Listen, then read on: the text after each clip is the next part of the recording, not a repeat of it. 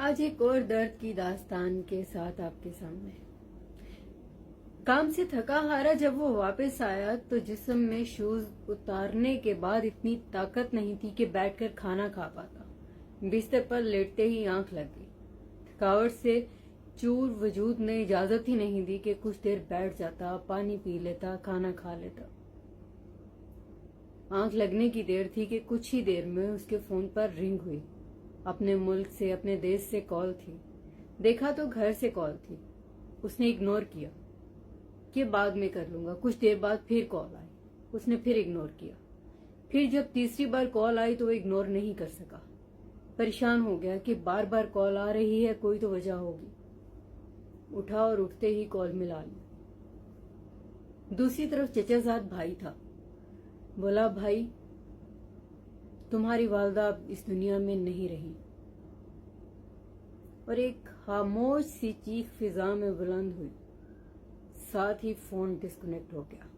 نہ جانے اس درد کے ہاتھوں فون ڈسکنیکٹ ہوا یا سچویشن ایسی ہوئی کہ فون ڈسکنیکٹ ہوا، لیکن ڈسکنیکٹ ہو ہی گیا۔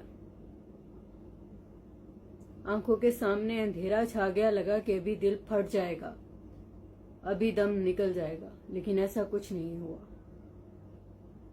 آنسوؤں سے پورا چہرہ بھیگنے لگا، بے آواز چیخیں فضا میں گونجنے لگی، دل جیسے دل سے سارا خون کسی نے نچوڑ لیا ہو۔ اس کے بعد گھر کال ملانے لگا، کسی نے کال نہیں اٹھائی۔ کیسے اٹھا پاتے؟ وہاں تو ماتم کی ایسی کنڈیشن تھی کہ کسی کو اپنا ہوش ہی نہیں تھا۔ رات کے 2 بجے بہن کی کال آئی تو دونوں بہن بھائی خوب روئے، بات چیت کرتے ہوئے۔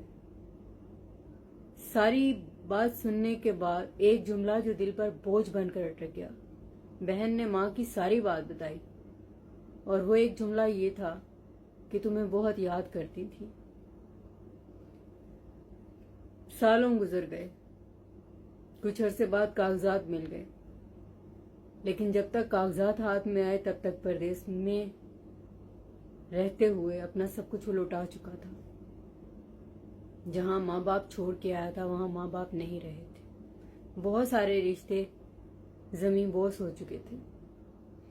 کاغذات تو ہاتھ میں تھے، لیکن ایسا کچھ نہیں تھا کہ جو وہ کاغذات اسے خوشی دے پاتے۔